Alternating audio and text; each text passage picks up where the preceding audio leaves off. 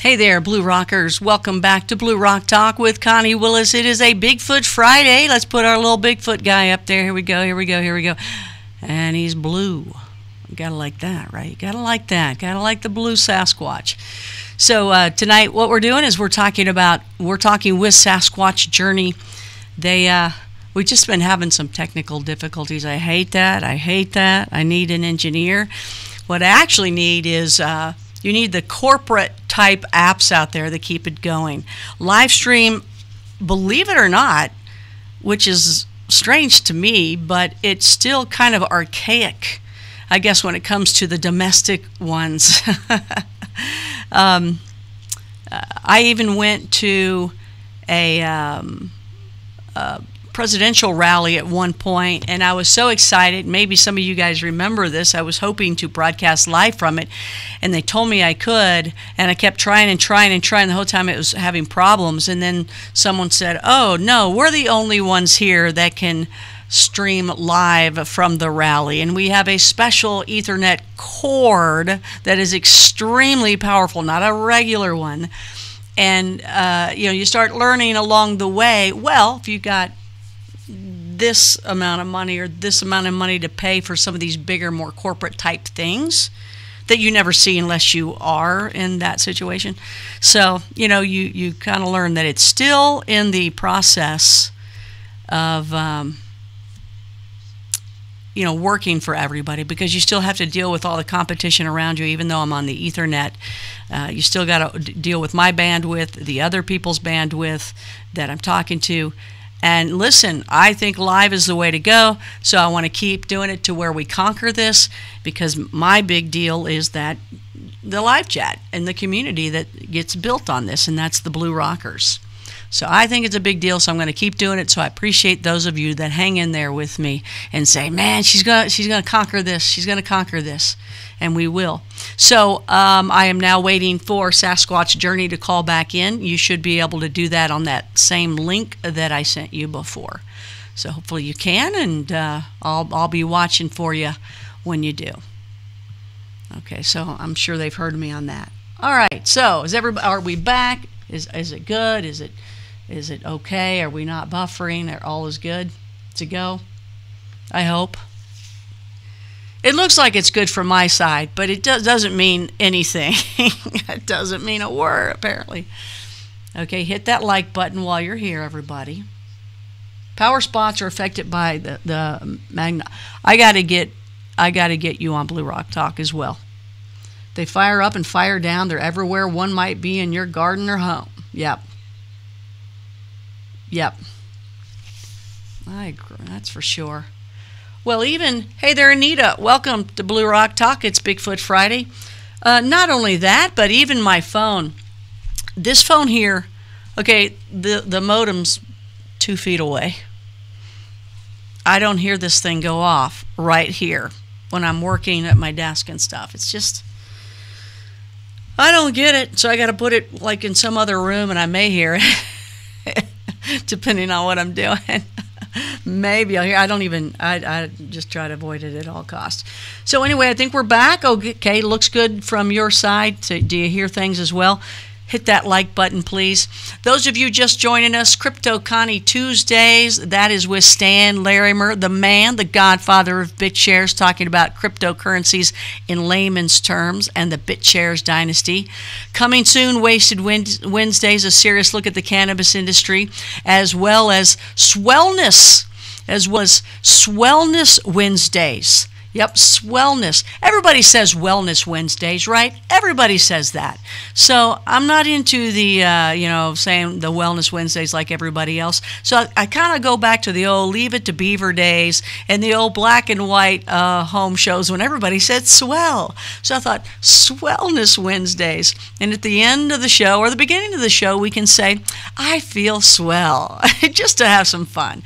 That's what it's all about here as well on Blue Rock Talk. You got to have fun too. So I think we have that. And then we have Far Out Thursdays, UFOs, orbs, remote viewers, bees making honey, how to make, a funky pizza or donut. I mean, it's just fun. It's anything interesting. That's the signature night. And then we have BigFoot Friday like we have on tonight. Stan's Bible lecture on Sundays at 2 p.m. Eastern. And who knows what might happen in between. As well as, I think I'm going to be doing my lottery thing with my book, like a lottery class, lottery webinar using my book, Win Any Lottery, and the numbered platform that I have that was given to me by to use if I wanted to use it by Lynn Buchanan, Psychic Spy, and golly, I did it at the 425 million on New Year's Day. I mean, New Year's Eve I did it. You can check my last video and at least hear about it. I didn't tape it. I should have. But I just nailed 3 of them. 3 of the numbers I nailed in less than 20 minutes. I picked them myself. And in using my platform with my pendulum, it takes about 6 different swings. I ask it 6 different times for a winning number. So it takes 6 swings to get to that one. So then I write it down. And then I do another. So to have 3 of those with 6 different swings, what are the chances of that? Yeah. And you can see on one of them where I just missed it. I just misread it. Sometimes you just misread the pendulum. That's all. And it's all about your conscious and subconscious talking to itself. And all it's doing is using that little, whatever you use as a pendulum or a marker, or whatever you want to say, it just uses that. So I think I might do a webinar or a class where it's kind of something that I put together that it's only those of you that want to do it and we get involved, and maybe we all pick the same numbers or agree upon the numbers at the end and we decide we're going to split it at the end or not. I don't know. Well, that'd be fun. So we'll see about that. Anyway, it's BigFoot Friday. Connie Willis here. We are live on Facebook and Twitter, YouTube, Vim, and I think there's some other ones too. Sorry if I've lost it. We also have merchandise now, Blue Rocker hoodies and mugs.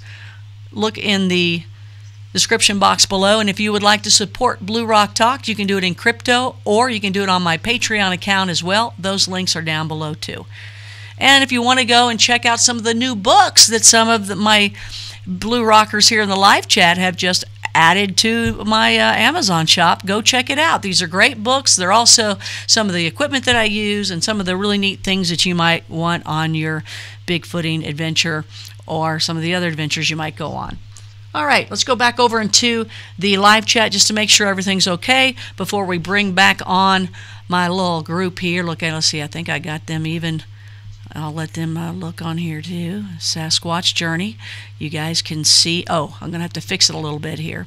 You're going to have to make sure you guys look in the description box below, because the people we're talking to, Ingrid and Tony of Sasquatch Journey, their link is down below. Okay, so I got them. They're little lovers. They're always like together, and they're so cute when they talk when they're out.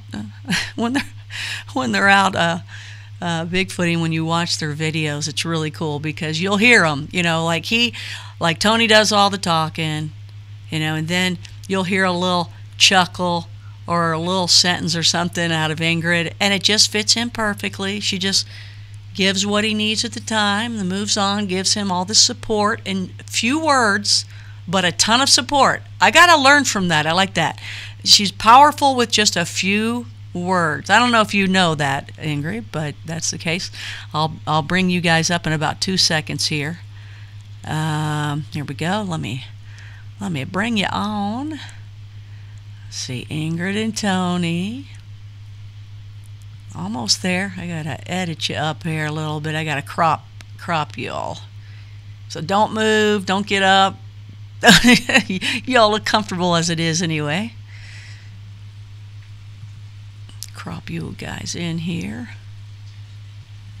And I think this reboot was a nice reboot. Maybe whoever was out there partying in between has left their building and they've overpowered me. I tell you, they sure did. Okay, here we go. Here they are. Everybody, Sasquatch Journey is there. See the little lovebirds? Look at them. They're sharing their earbud and microphone. Do you know that about yourself, Ingrid, that you have few words and very powerful? The less you say, the more each word means. She knows. See? She knows. I learned that. From her? From her? Yeah. Yep. I want to do that too. I like that. I definitely like that. Okay, so you guys are on. Let me just check over here in the live chat. Thanks, Blue Rockers, for joining us once again. Hit that like button. Hit that like button. Everybody hit that like button. Thank you, Kingfisher, for coming back. And Ira. Is it Ira? Can I just say your name? That's a buddy of mine that's on there that you guys have heard before on Coast to Coast. She headed the Blue Rocker Bash. And she comes up with great, beautiful names. I just can't ever say them. They're always exotic and beautiful. Anita is back as well. Great. Okay. All righty. Has Sasquatch Journey, let me get a question or two out for you guys, okay? And then we'll look at some of these pictures and I'll see if it doesn't blow this out again. Yeah, they definitely have incredible video. I want to still talk with Colorado Bigfoot, which is Mark Abel. I want to talk with Mark. He if you watch him, man, he goes nuts, doesn't he? He's running around the mountains and the Rockies, and he's like, look at this, look at this, look at this. And, you know, it's happening in your spot, too. It's happening where I've seen it in Alabama. It's happening where I saw it in Kentucky, Indiana, Pacific Northwest, Tennessee. And in Florida, I didn't know anything about it yet, but I was in Mayaca, and, you know, they call it the skunk ape there, right? But I always had that feeling something's there. I'm hearing something. I don't feel right, you know. You get that feeling, don't you? And by the way, Ingrid, when you say you're not sure of the quantum yet and the woo-woo part of it and all that kind of thing, you still sense them. Well, yeah, I believe in telepathy and that sort of thing. I always have. And that's not really quantum. That's more mind speak. Yeah, but most people will put that in quantum, don't you think? I don't know enough about quantum. Okay. Yeah, they would probably put that in there.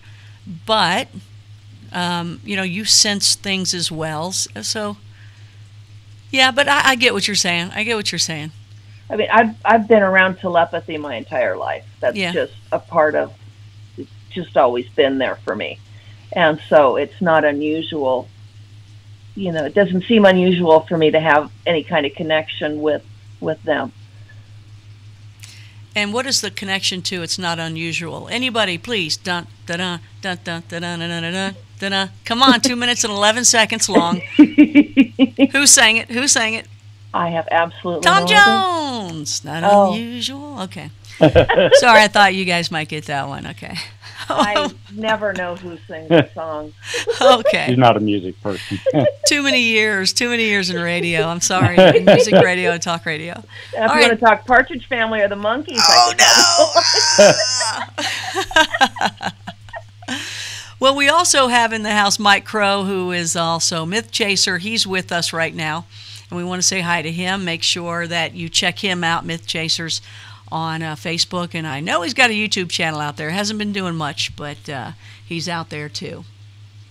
All right, yes, she changes her name yearly. Okay, so one of the questions by Kingfisher is, have Sasquatch Journey, okay, oops, that just moved on me, had any interactions or experiences with any other entities or upright canines or little people? Talking about dogman and little people. Have you had any of those interactions or seen anything like that? Not to date. No, not no little people, no canines. Entities, we do have 2 ghosts living in this house that we're in right now. So that kind of blends into what we're doing out there. That's why I had the K2 meter.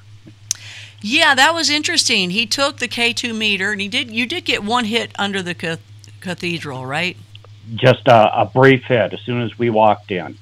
Get pegged out and then just died. And you know what? I mean, even the feeling when I went into that, it's not like it lasted forever. It was almost like it was dissipating. It's almost like we walked in, or at least I walked in, and I felt it, and it just kind of went away like it was supposed to turn off or something. I wasn't supposed to, maybe we weren't supposed to get the full power of it. Yeah. Hey, you don't want to go into this other world. Could you imagine going to the other world and they're on the other side going, hello? Yeah. Is this what you really wanted? There's a bazillion of them, Back out. Yeah. Whoa. You watch Family Guy and Peter always walks backward. Yeah. See, there's the evil laugh. The evil laugh. All right, so Mike Crow's in here. We'll look at some of the questions in here first and comments because people have been hanging in so well, and then we'll look at some pictures here. Mike Crow, ooh, I had that feeling, Connie, on Okeechobee near Clewiston by myself. Yeah, it's just a funky feeling when you get it. It's not like anything else. Is Dogman in the neighborhood? So Kingfisher's really kind of pushing, do you think the Dogman is around you guys? Have you heard anything about that? In our area, no, I don't believe so. Up north of in the state, there is some reports, and that's basically where the missing people have gone. That's quite a ways from our area. That's 200-300 miles away. David Politis, the 411. Right. I missed his show last week because I don't get History Channel, so I hope it went well. They had told me that it was on, and we promoted it here on Blue Rock Talk. But is that what David thinks it is? Does he think it's the Dogman, or does he think it's Bigfoot? What are his thoughts? We only caught the last half hour of that show because it started at 6 and we didn't get home till 7:30. Wonder why that was. I don't know. Somebody had to have a sandwich to take home. We were having fun. So we pretty much got there in time for the wrap up. But do you guys know, is that, because I do know that people were talking before that they believe that was Dogman, and other people think it's Bigfoot, and then other people think it's alien that are doing the missing 411. Well, it's like we were talking out on the trails, the different levels of Bigfoot. You got the level 1, which is the patty, and then you got the level 2, level 3, level 4 as you keep going down. There's a video out by Matt Squatch's research or something like that I watch all the time, and he goes through all the different levels, and he tells you exactly what type will take people, have been known to, and this and that. Now, the ones that we're after, we feel are the type 1 Sasquatch, which is considered the patty type. We feel that we've got like 5 different clans in the whole big area that we go to, which is probably a 10-mile square out in the forest. And they may be the same family, but they're just living in different clans. We do have some rogues. I explained the rogue to you, which is like the bachelor that we took you to, or Ingrid thinks maybe the teenage son that booted out of the family. He wants to do it all on his own. Those are a little bit more wilder, we think. The structures are totally different from like the structures that we found up on level 1, and then the structures down below in the hunting area. Total different kind of structures. The structures up on level 1 are nice and clean. They're organized.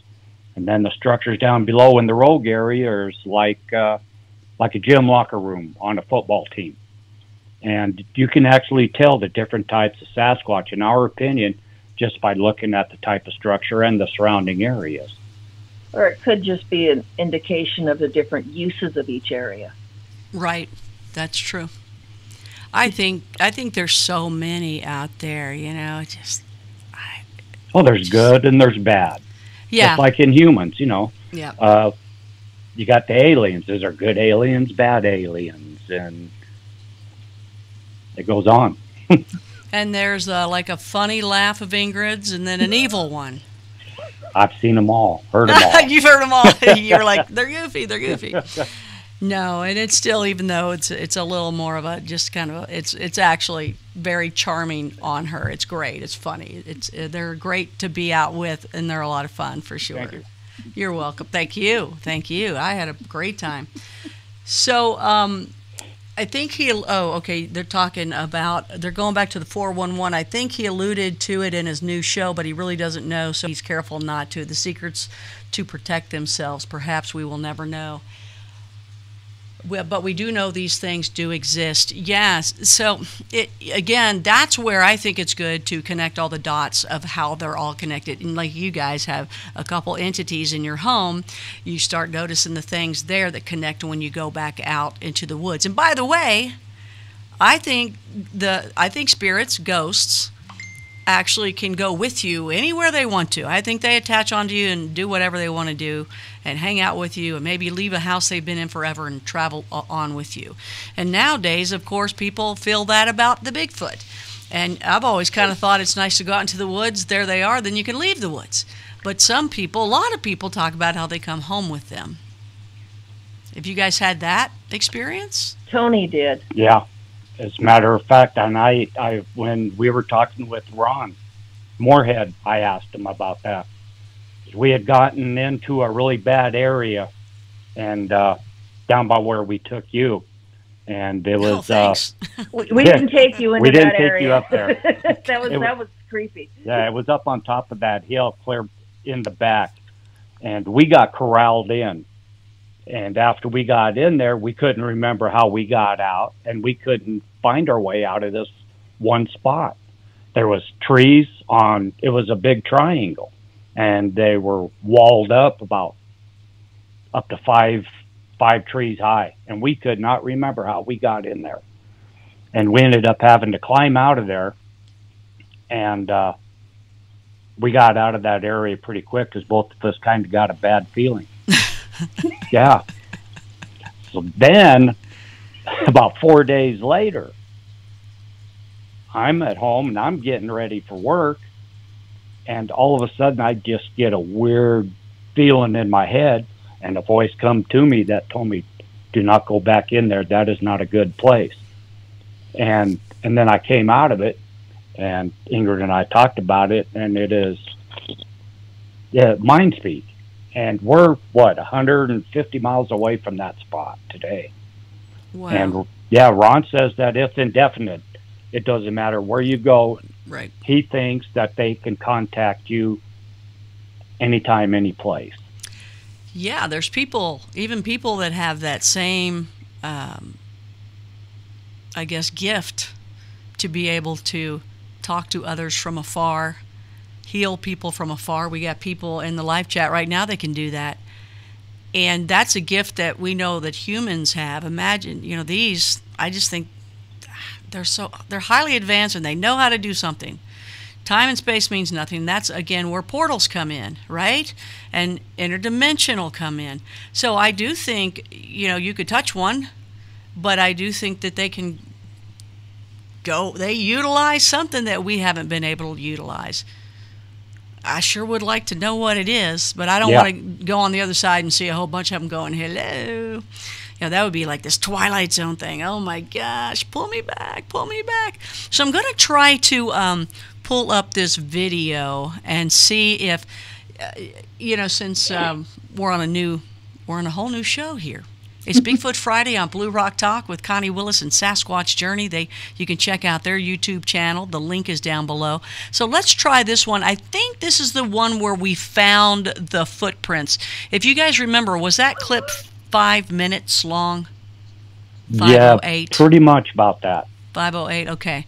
I think that's the one. So we found the 3 different 3 different sets going up the hill. Yeah. That, you think that one's it? Because I got a whole bunch of them. They just show the times on them. I think that's it too. So Blue Rockers, what I want you to see is this is where we came up across on the big prints. Now you can go and see the videos that they have on Sasquatch Journey, and I'm going to put stuff together at one point too to put it up, but we want you to see this. This is what we found last week, so hopefully everything will be fine. And down the trail again. I'm not going to measure it. Look how big that is. Yeah, at one point it just gets you like, all you're doing is measuring this and that. It's like, you know. Looks like a heel and toe, but the wind's blowing the snow, filled it in. And then look over there. Those are about 5 feet apart. Yeah. Look at that. Starts up there. And here, I'll show you my foot. Oh, jeez. Wow. Look how deep I'm in, too. Yeah. Look how deep I am in. Here's my foot. Look at that. And this is a shoe that's bigger than me. Yes. Those. Snow, baby. And that width, yeah. And they come right down. There's a blind in there. Ruin that. It starts right up there. There's 1, 2, 3, 4, right onto the main trail. Look how deep that is. It's deep. My knee. Yeah, those are about 5 feet apart. Yeah, that's pretty big. Yeah, and the snow's probably, look at this. what, 18 inches of snow? So it hit the main trail. It came down the main trail. Oh man. Boom. Look at this. Follow this. Look at this. Boom. Boom. There. Holy There. cow. There. You can almost see the toes here. It's the size of me. Okay, a lot of that's distorted with the snow and the wind. Right. And look, it goes straight down this way into the bare spot. You see it? Oh, sorry. No, I got it. Right over there into the bare area. I think it's just as bad as before, so I think I'm going to let everybody... Yeah, the video's pretty choppy. Yeah, it's, I don't know what else to do. I don't know what else to do on that, but it is. It's very choppy. That's not cool at all, so... You want me to explain what we were just watching? You can. You can go. Yeah, that would be fine to do. While you do that, I'm going to put it on you, and I'm going to pull up the pictures because we do have pictures of the print, right? Yes. Okay. I think we sent you pictures of those big, the bigger prints, like the 27, 28 inch prints we found. Okay, so that's what I'm going to do. I'll pull up the prints while you discuss what we just experienced. That was really awesome. Okay, yeah. so. Okay, what was happening is that we had just come down out of a gully, and we were walking down the main trail, and we found on the right side of the trail, we found some big prints coming out of a lookout there was some trees, and there's a perch underneath these trees. Well, there was a big set of prints coming out from underneath the trees right onto the trail we were walking. And it had just snowed, a couple days before. And so these were pretty fresh prints. The wind hadn't covered them over yet or anything. And they were, about 20, 26, 27 inches, 28 inches long. They're huge. Yeah. And so we sat there and we filmed them, and then walked down the trail about 10 feet. And off to the left side of the trail, the prints came off the trail and underneath another tree and headed up the side of the hillside. And these things were just huge. And as we were sitting there and we were filming them, we just happened to look over, and about 15 feet away, there was 2 more sets of identical prints to the ones we had just found going up the same hill. And then they disappeared onto the dry part of the hill where the snow had melted. Now, on our channel, we have a gentleman from Idaho who is a professional wildlife and landscape photographer. And he came on to that video And I guess he had looked at the prints, and he thinks that it came out of the tree on the right side of the trail and went up the hill and then over, and then maybe came back down and then went back up the hill again. He thinks it's, from what I gather, he thinks it's the same Sasquatch.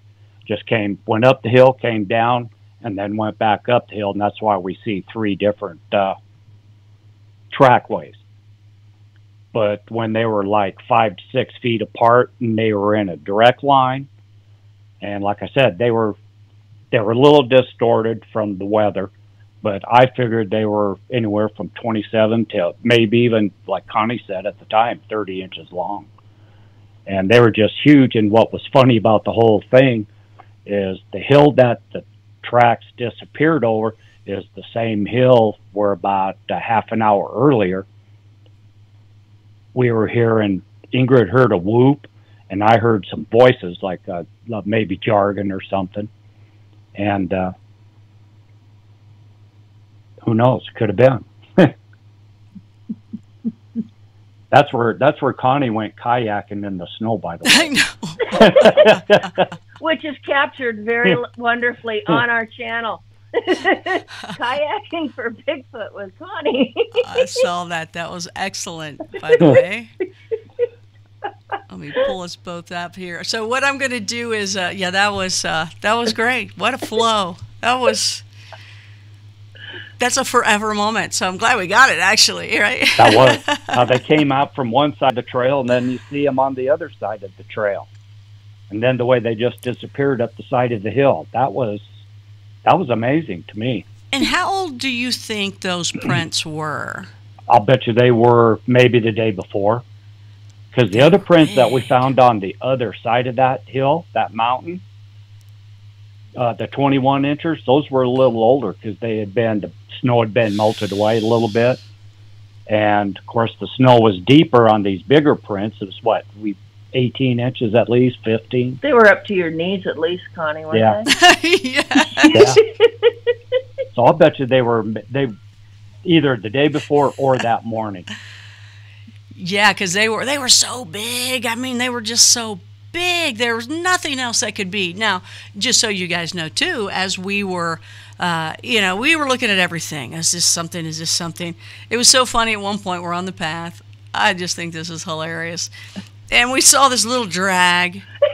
And then like a little drag, and I guess it was you, Tony, said, look, it's dragging something. Something's dragging something. We kept seeing this little drag, and it was like, wow, was that a squirrel tail? Or it had to be something tiny. It wasn't an elk or a moose that was dragged, right? A little rat tail or something. It was like a little drag, and there's a hole, another hole. And I remember saying to Ingrid, look, there's like a hoof. It's like a hoof mark here. Yeah, there's like a hoof.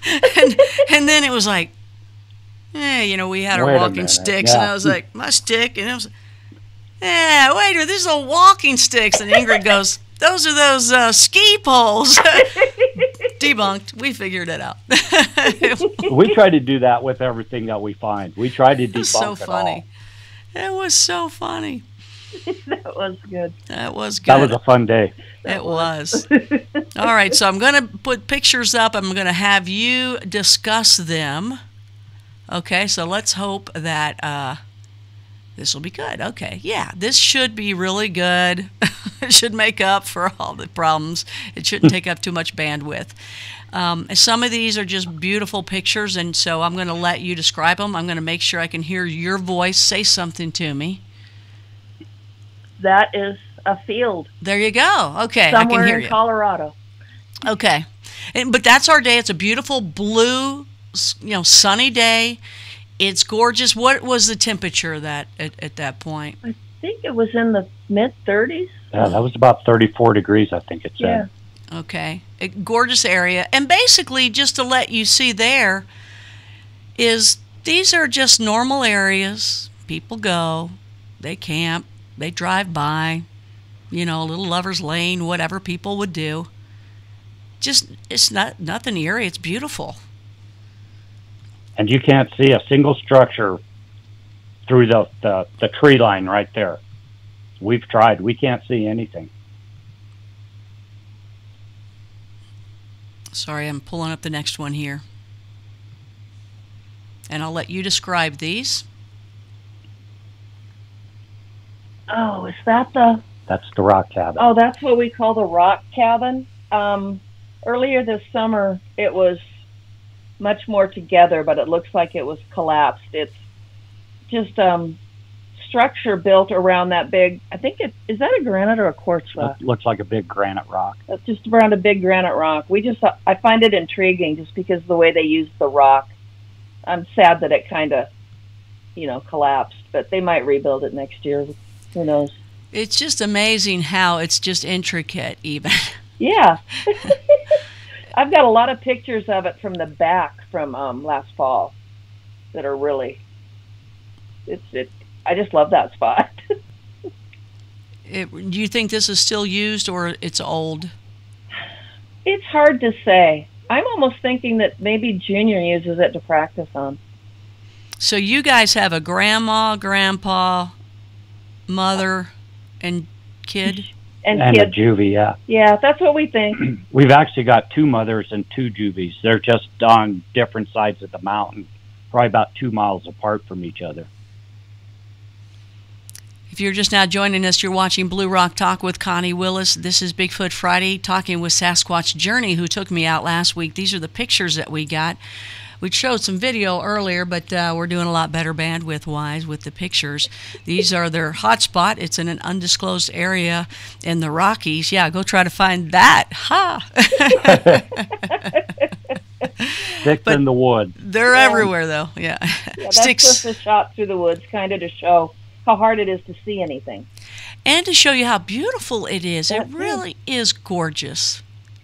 In these trails, you can see the trail at the bottom right there. That's just we found trails where somebody obviously was doing a little cross country and walking on the snowshoes and all that kind of thing. And another guy had a snowmobile, right, that was going through. We think that was a hunter dragging his sled with maybe a deer carcass or something on it. Okay. But beautiful, just beautiful area. And it's in these beautiful areas that you go walking and hiking and go, that they live amongst you. They really do. Mm-hmm. That's hard for people to understand. I get it. But that's where they are. That's just heading in towards, I think that's the first teepee of the day, the abandoned one. Mm-hmm. And if you guys follow the camera here, you see what he's looking at there. I'll go in right to it. There you go. Yeah, that's the rock teepee. You can see the big rock there off to the left of the screen. And then the teepee was basically built around that rock. And that rock is probably about 3 by 5 by 5. Something like that. And it's quartz and granite mix, kind of like. That's underneath the teepee? Correct, yeah. Yeah, on the left side of the screen, behind that tree. It's so funny, you guys, too, because they'd go, look at that tree. Behind that tree. No, the other tree. There's nothing but, let me just show you again. This is what I'm seeing. They're like, that tree. Oh, the tree over there. Felt like a dork. This one? The one right in front of you, Connie. Okay. There's only about 20 right in front of you, but There's a bazillion. Yes, exactly. Don't you know what I'm talking about? So this is that same one again. I'm sorry. Yeah. But it's also, it looks like, do you think it collapsed, or do you think this is also an area where they store some of their stuff? You call it a locker. I haven't really, no, I don't think that's a locker area. We didn't see any pine cones or anything stored underneath that one. I think they might be dismantling it, or it might have just let it collapse. Maybe they'll do something with it. I don't really have a good read on what that is. Okay, that's another teepee. Somebody, Kingfisher's asking, how long has Sasquatch Journey been experiencing Sasquatch, and do they feel the activity is increasing? It's been about 6 months. Yeah, we're very August. new to this. Together, yeah. I've always believed in Sasquatch anyway, but together, yeah. We decided to get our butts off the couch and go down there and start hiking. And that was back in August. So about, 6 months now. And the activity has definitely increased. The more we go down there, we feel that the more they get to know us.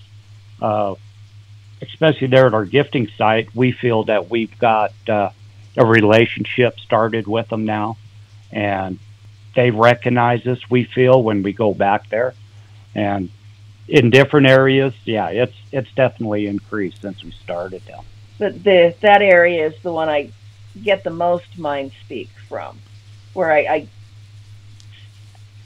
can't even explain what it is, but the ideas pop into my head from something else, and they're not something I would normally think. So welcome to the club. Yeah, something's putting it there. So I'm just calling it mind speak. I'm taking Ron Moorhead's terminology and applying it to my experience. I love Ron. Ron gets all the credit. Ron gets all the credit. Yes, he does. It's funny. I'm going to tell him. I'm going to say, Ron, man, they all believe you made up mind speak. Well, I wish he'd come on. He's the first one I've heard use that terminology. So oh, really? Okay. And I'm just messing with them. I love them to death. They were here, not long ago, staying here in my bed. I was on the sofa. They were on my bed. I was like, what? I'm not going to say what I was just thinking. Just move along to the next photo. Don't, exactly. Well, I'm looking in the live chat, and Dave Oz has joined us, who is also in Colorado and around the San Luis Valley, and has a ton of experiences and activity, and we hope to get with him soon enough. So thank you, Dave, for being here. And thank you, Kingfisher, as well. Mike Crow for also sticking with us. I think Alyssa's still with us, too, and Anita. You guys wrote that. Okay, I was going to read another comment, but it was y'all sneaky. You sneaky. Now this is just some more, that's the interweaving. Wigwam. That's the wigwam. Oh, okay. Yeah, I see it better here when I do this. I'll go right into the area there. Boom. Okay. And that has changed. That looks different almost every time we're there. Is it falling apart or no? It's like they're remodeling it. Like they keep changing it. Isn't that something? Yeah, there'll be more sticks on one side and less on the other, and then some will be moved over here. And if we go back, next week, it won't look like that. If you look at that picture right there, you'll notice there's a double X. Oh yeah. See it? Yep. And then on the panned out view of it, how it's constructed, there's one big long tree that goes directly from the ground up, and it's anchored in a double fork out front, and then there's some other leaners that are laid in there, and then the walls are just laid up into that. And just the way that it's constructed with the X's, and then there's actually a room partition, just one stick laid across the center of it, like maybe the back's for Junior and the front's for Mom or something, But the way that it's changed every time we go back, it just makes us wonder. And that's where it comes back again, where Lori Williams was saying, the remote viewer was saying that that these are messages for the other ones when they come back in through the time warp. That would make sense that they, whatever that message would be, if they change things around, it may mean something else. Hey, we had this and we had that and we pulled this, or so-and-so's here, Grandpa's here, Grandma left, they were fighting, the juvenile showed up and we were all mad at each other, whatever, right? I mean, exactly. That could kind of make some sense. Yeah, Grandma could come in and not like a certain stick in that position, and so that's right. She'll move it. She'll clean the area up a little bit. She fixed the grammar on it. There you go. That's just a picture of our gifting site when we first came up to it. That's my little hand there on the left, moving the snow off to see if anything had changed underneath it. And what else is on there? Is that a car? That's a little car. It's one of those giveaways from Walmart's home delivery. It's a little Walmart car with a tomato on it, and we just put it there kind of as our signature to them. So your signature is a car and a tomato. Okay. And we're the ones that leave apples, garlic, and shoelaces. Okay. They're going to go. You notice what's right next to the car, though? There's a big boulder in that stump also, sitting right on the top. Yes. And that's the third one in that general vicinity that we have found like that, placed in there. Well, let me, all right, and we'll see another one of those. Now, let me say this, and I don't know when this picture was taken during the time that we stood there. Yeah, it was when we first got there. Well, and hear me out on this, because when we first saw it, we were all looking at it, and you guys knew the gifts. So we're all looking at it, and we're looking at everything, and you guys know what to look for, and you're saying, okay, look at this and look at that. You know, they still have, the blue drink is still there. And it was me that pulled up the shoestrings in the cord or whatever. And I'm just wondering, how come you guys didn't see that and I did? Which was very strange, but I'm just wondering, was it not in the first shot and then it was there? Was it not there and then it was there? Because I hear this often. Where it was out again. Yes. Let's see if it's there. Well, that's what. Oh, well, that's what I'm doing. I'm sorry. You don't see what I'm doing. I'm sorry. No. Here you go. See, it's not there. It's not there. And you had picked it up at one point. Oh, there it is, right there. Where? That's the cord. Yeah, the cord's right there. Where? Right there. What the Samuel? Right at the edge of the stump. It's that tree. Part of the stump. Yeah. That tree. From where the rock is, just come out on that limb, and it's right. Okay, now go up.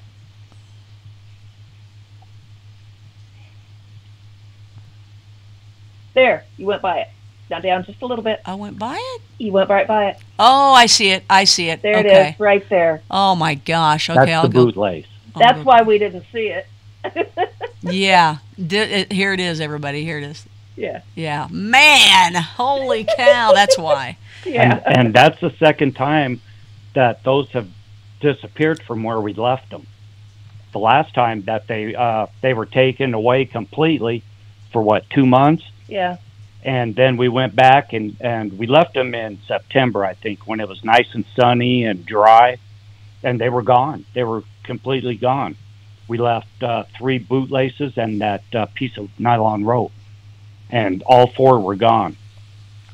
And then we went back in the snow and found one of the bootlaces at the rock cabin.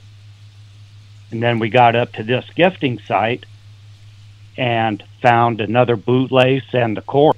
And what is funny is that there was 6 inches of snow on the ground, and where we found them, Ingrid found them and picked them up, and they were completely dry. So my question is, Ingrid, when he said it was 6 inches of snow, was it really 6 inches of snow, or was it 2 inches? Hey. So the picture you see right now is just a little Charlie Brown Christmas tree, and I just took a shot of it. Yeah. They're all over. I just thought they were cute. I kept pointing them out to Ingrid. Hey, there's the rock and the stump. Tell us about this one. That is when we came down. We were down and found the 21-inch footprints.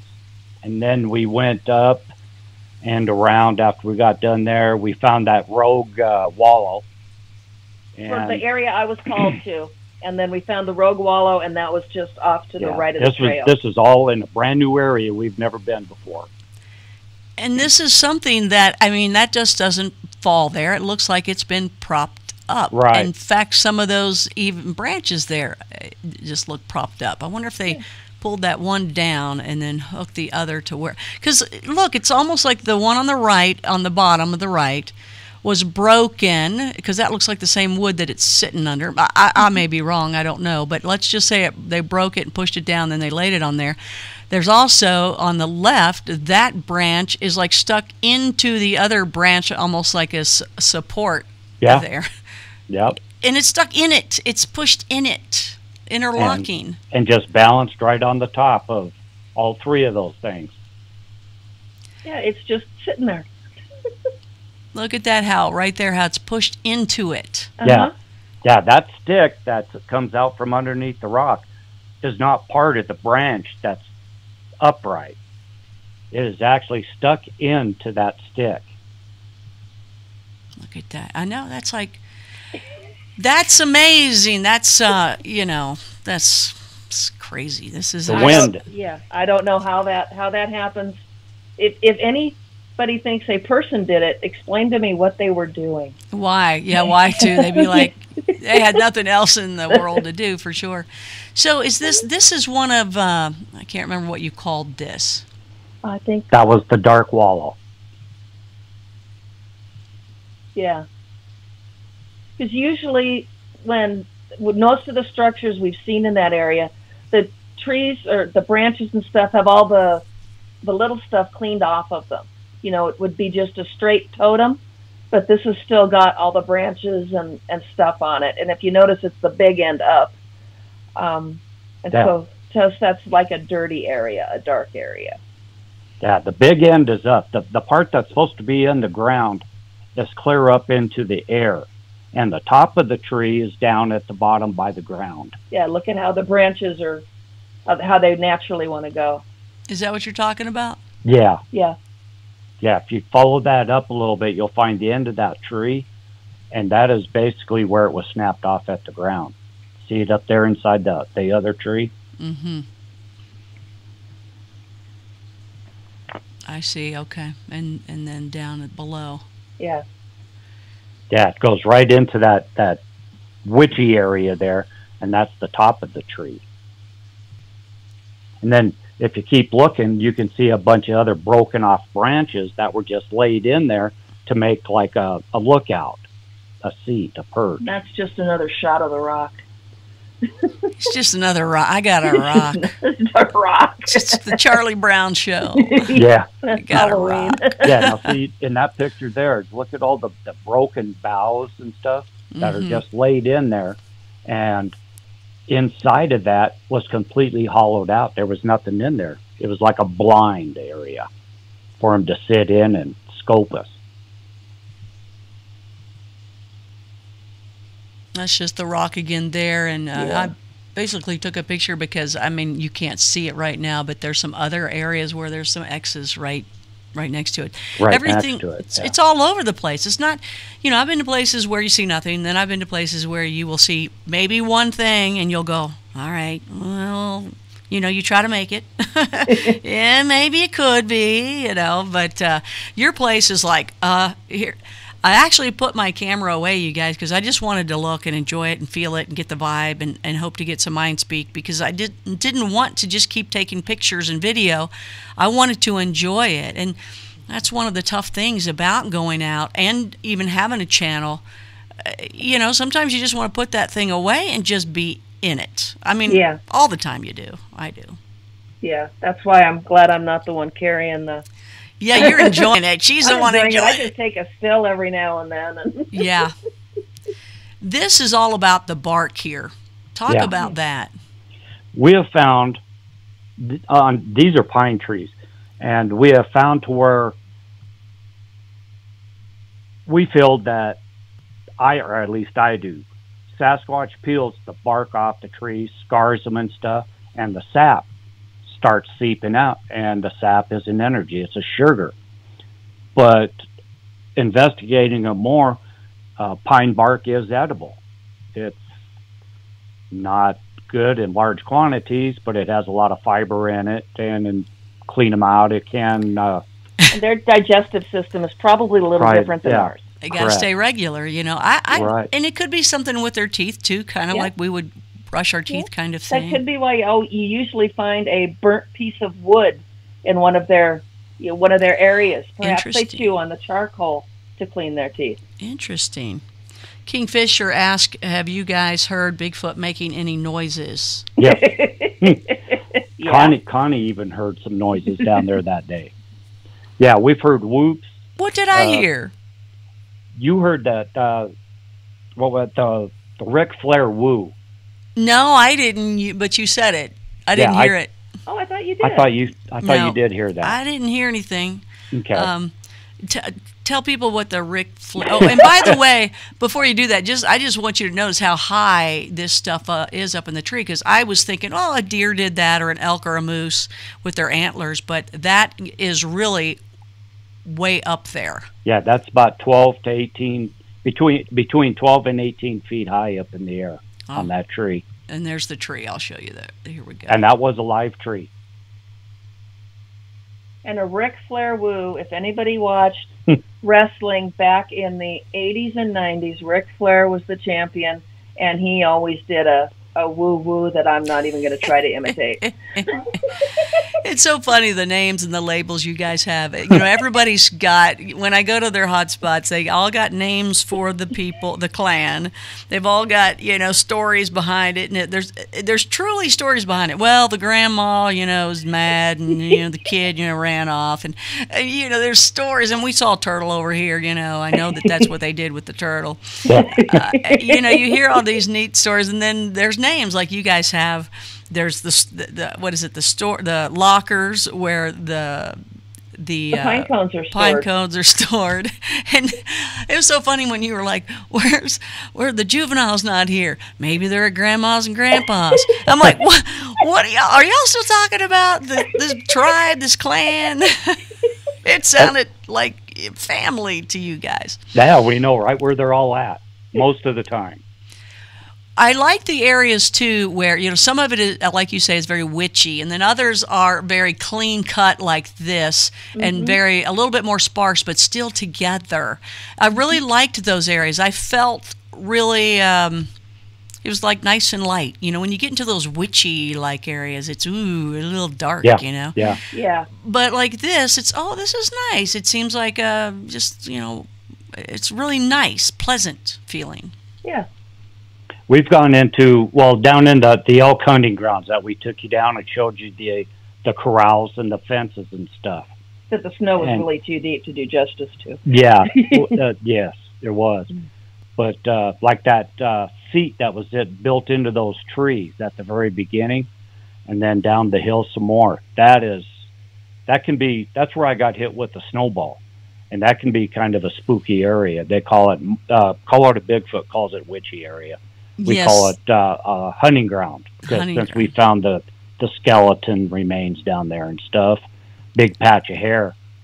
But then up on the other side where we first started out, I mean, it's like pristine. It's like they vacuumed the forest and keep it nice and clean, like they're helping prevent forest fires.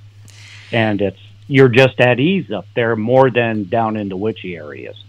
There's more order to it. Yeah. Right. And it's very interesting that you guys keep in mind when you do visit people on their hotspots and they talk to you, keep in mind they're talking just like their family.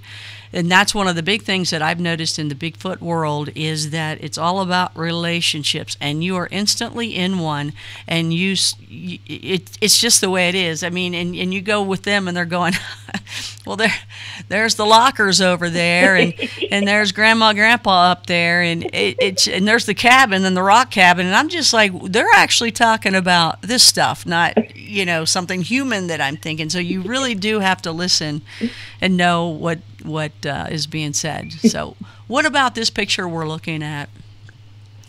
That was another wallow. That's you'll notice all the leaners going up into the tree. They create a full tree teepee, and instead of just like in our other teepees where they're just smaller saplings and stuff, these are full trees that have been laid over and cleaned out underneath, but it's still pretty witchy. You can see down where all the two leaners there on the left of the right of the screen, there's a room that is built in down there. And the barks, you could see bark peeled off different spots. And so we think the sap is dripping from there. But it can get pretty spooky in there. When we first found it, we were kind of a little leery on walking in there. And then after we got in there and stuff, we kind of got the feeling, okay, this ain't so bad. But it's kind of spooky in there. Here's another neat area. I mean, everywhere you look, you can see crisscrosses and what looks unnatural, but also looks very unique. It catches your eye. People that don't think that they even exist, they're going to walk right on by this. They're not going to think anything. But even if you don't believe and you happen to look through these areas, to me it just looks beautiful. And it's well sculpted, and whatever the messages are, if that's what they are, it's just beautiful. Mm-hmm. And another thing is that people claim that that's snow load and wind and stuff. But if you actually look at these pictures, the trees, if it was wind, they would all be leaning the same way, in my opinion. These trees are they're pushed in to make a symmetrical figure, if you look at it the proper way. X's, A's, stars.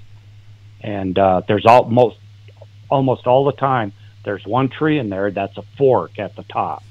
It's a fork or even a trident, and that tree is built into that structure. There is another thing that I think is important, that if you, like right now we're looking at this perspective, but if you take it 2 feet over to the right, it looks different. It's a whole different look, yeah, and the next a whole different look, and it's almost like this. I guess not even a 3D, but 4D, or maybe even more beyond, of a message all the way across. Mm-hmm. It's it means something to them. We sure have does. no idea what it is. We can only speculate. It sure does. Here you go. Decorated stump. And those are all over up there. Every stump is decorated with sticks. Or rocks. Or another stump. another stump. We've seen stump stacked on top of another stump. And I've noticed too where they will find, and it's so sad, but I think this is what they do. People, and it doesn't matter if it's close by or maybe 2 miles away on their walk, they find trash. And you'll see that they bring it to areas. Sometimes they bring it to people's gifting area just so they can give it back to them. And I think it's to throw it away or something, or to say, hey, don't pollute or something, Don't do that, yeah. But I see sometimes it seems like they use these things. Like a marker, like we saw, like a beer can right up on the very first thing you saw. Yeah, that beer Tony. can stuck to the side of that tree. Did a person do it? That beer can was about 10 feet high. Up in the air. It was way up there, yeah. Yeah. I'm wondering about the windstorm that landed that beer can right up there. And it was definitely could be easily a marker. Now a person Correct. could have done that too, of course, Yeah. but and who knows? Yeah. Yeah, every structure we find leads to another structure. Yes. And then if you follow it, that leads you to another structure. I think this is one of your pictures, Connie, because that's me over there on the Yeah, left. look at the bark that's peeled off those trees in there now. And I found it interesting, that like kind of that. Oh, that X from there. corkscrewed. Yeah. Yeah. Every bit about that was strange. And then I don't know if you can really see I could in person, but behind all that were just more structures in there. Everywhere you look. Yeah. It's just like, here, I'll pull one up. You can kind of see one when I pull it over this way. You'll see it off to the left. Kind of, you see that, and it's just wherever you look, and you'll see, like, here, I'm going to pull it down. You're going to see some X's up at the top. Mm-hmm. Everywhere you go, you guys, everywhere. Their place it's amazing. X's, leaners, brakes, teepees, Yeah, that's just a... even rock stacks. Yeah. So let me bring this. Is that teepeed? I think that is part of that teepee in that dark wallow. Okay. Yeah, let me go back to that. Let me see if I can go oops. Let me hit scale to fit there. Boom. Can see your mug that way. Yep, that looks like something there. Yeah, I think that was just a huge teepee. Or it's not really a teepee, just the teepee shape. That was that one weird tree that was growing sideways Yeah. and bent down. Yeah, bent down, and as you look as it goes up, right, you can see where it's threaded in up there. Remember, I was like, look at it. There's no way. Yeah, it's threaded in. It grew out of the ground, was bent over, kind of corkscrewed, and then the tip was weaved in between those two trees right there. Yep, there you go, like that. Yeah. Yeah. Now, how did Come that on. happen? Exactly. And that's the interesting stuff. And if you don't sit there and check it out and look at it and really study it, you don't notice that. You just walk on by like nothing. I mean, they're masters at being able to leave messages or markings behind, and we don't even know it because all that stuff is what keeps us going back. That's right. Yep. We're always finding something new or different. Every trip. Yeah. There has been one trip now that we went, and we got up there, and the whole forest was dead. I mean, there wasn't a sound. There wasn't a bird. We didn't hear a crow or a mountain jay. We didn't feel any presence up there whatsoever. The wind wasn't even blowing, and we didn't find anything new that day. And that was a weird day. That was just a weird day, so we cut it short that day and left. And that's where a lot of people say that's where, run. Even the animals have run. Everything's run. That's what run. we've heard, yeah. And that's where I wonder, too, if that's an area, maybe that's an actual portal, because everything has stopped. Time has stood still. There's no space or time at that point, and maybe that's where it's like, whoa, I'm just in this vacuum. Yeah, that could be, because that's the way that it felt vacant, the whole forest that day. We didn't even hear, we usually hear four-wheelers over on the one road that's about a mile away, and we heard gunshots over there from guys practicing. We didn't hear a single thing that whole day. Yeah.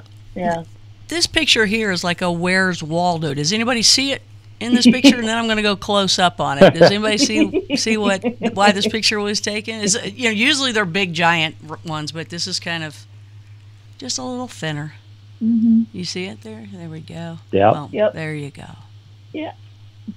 Just a and there's a bunch of breaks down below it. Yeah. And about 3 or 4 leaners. Yeah. With an L. We laugh because the inside joke.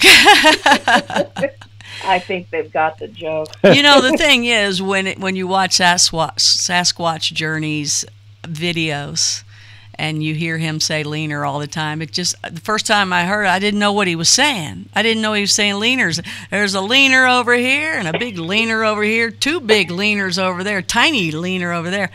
And it just sounded like something else. And I was just like, does he know what he's saying? What is he saying? See, their little evil little cackle. So how you guys doing in the live chat? Connie Willis here on Blue Rock Talk with Connie Willis. We have Sasquatch Journey with us. We went out together last week, and these are the pictures from that. They have their own YouTube channel. The link is below, called Sasquatch Journey. It's Tony and Ingrid, and we are just we're just looking at everything and showing them. And those of you that are there right now, please hit that like button as well and comment on what you're seeing. Are these the same things you see where you are? Let us know where you are as a Bigfooter. And if you're seeing the exact same thing where you are. Again, here's another one broken. This is a different one that's broken up. Yeah. So there's several of them that are across and then broken up and then intertwined. And you can see this one has all sorts of X's in it and a little grid straight up. Yeah, that's unique. I haven't seen too many that looked like that. That was just... And somebody could go, oh, it's just a bunch of things that fell. But if you look at it, there's even, there's something to that. A lot of people look for A's or Y's, and they actually believe that those messages are for them. I know somebody with an A, and they think it's, and I'm not saying it's not, okay, but and someone else a Y. But if you look at an A and a Y, they kind of look the same when it's made out of twigs, right? Depending on what side you're looking at it. But I see even the A's and the Y's in there like that. So I don't know what it is, but... I also see a tic-tac-toe grid. Yeah, I see the tic-tac-toe grid. I see a big H. I see, all sorts of stuff in there. That's probably a complicated message. Yeah. Or they're just saying hi, Grandma. It's like, let's just confuse the blue rockers out there. There Let's you have go. some fun here. They did. and if you look at it though too, it could be the start of one of the teepee blinds. That could be, the start of one of the wigwams. Yeah. Now, if we go back there this spring, there may be sides being built on both sides of that. That's right. I mean, that looks like it could be just starting right now. Yeah. Because that's right up the hill from that last teepee that we took you to.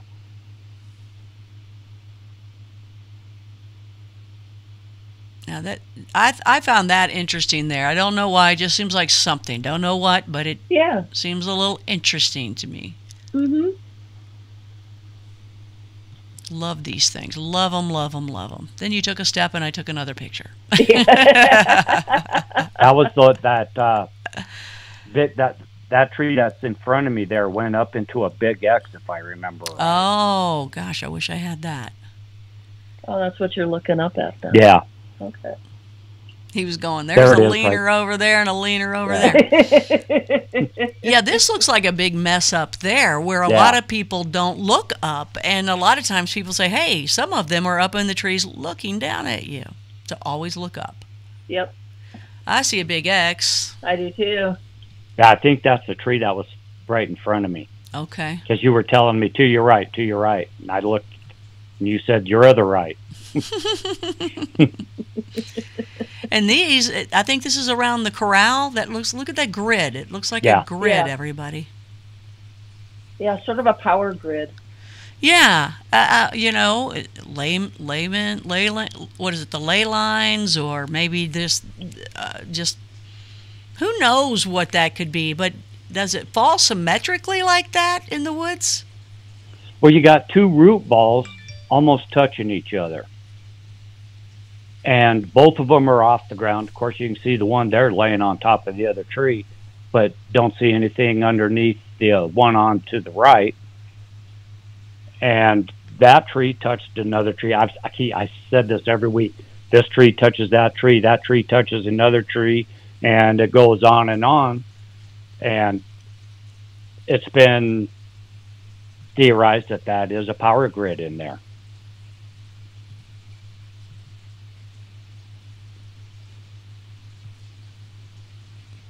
I think that's the other side of that X. Yeah, I think so. Here goes back to, I think this is another grid. It might be in the same area, but it's not the same one. But look at that. Yeah, that tic-tac-toe board. It just doesn't happen. Yeah. It's just so interesting, isn't it? Yeah. Isn't that awesome? And you really, no matter how long you theorize, you'll never know for sure exactly what it means unless they tell you. I mean, and that's what we're working for. Yeah, we could be completely off on all our assumptions, and we won't know it until you cross over. Yeah. Until they decide to tell us. I mean, like I said, till you cross over. Yeah. Then we go through the portal. Somebody likes to keep that. And then, you know, I just found that very interesting to have all those on the ground like that. And maybe sometimes, you know, the snow helps you see some things and hides other things. Yeah, I think that's just some more of the grid structure. So neat, so neat. Ah, who's that? Oh, that's people. So, yeah, I wanted you to see the, which one is that? That was the very last one. Do you have a name for that one? No, that's the new one. We're still not totally sure what that one is. Why? What do you mean? I'm not totally convinced that wasn't part human, part Sasquatch. And why do you say that? I don't know. Well, underneath that snow, off to the side of it, there's a 4x8 sheet of plywood, for one thing. Well, but that goes again to when people throw their trash out. Correct. That they can use these things. I mean, why not? If you're using to block the wind or something, hey, I'd grab that thing. Hey, look what we got here, you guys. It could also be a practice, or I'm just not. I don't know about that one. Because it's so intricate up there. I don't, it's so threaded so nicely again. This one is actually at the top weaved in more than the others that we visited that day. Yeah. Yeah, it's like they had crochet needles and did all that up at the top, which you should understand. You can't crochet needles. See, look at that. Yeah. I think they like you because of your work, your needle work, because that's what they do. Okay, I think, is this the same one again? I'm sorry if I... Yeah. Okay. Yeah, I'm still just uncertain about that one. It is interesting, though. Oh, yeah, definitely. I mean, we were happy as heck when we first found it. I mean, you know, and we keep going back to look at it. So. This is interesting. You've got everything on the floor here, right? Mm-hmm. You got stuff there. Then, even though it's not the best angle for it, you can see a X right there on the left. Mm-hmm. Let's see, make it a little bigger to where you can see that. And then there's all sorts of little X's. The whole time you look through there, it's just another X, and it goes all the way, and it keeps going all the way up to the top. And then here, it looks like there's some sort of threading action, too. Yeah. Looks like they were trying to put an arch over the ground structure there. We find that a lot. There'll be a ground star or a ground A or something, and then right over that ground structure, they'll have a big arch bent over, right over that ground structure. And tell people what that is, a star. A star is like, most people call them asterisks.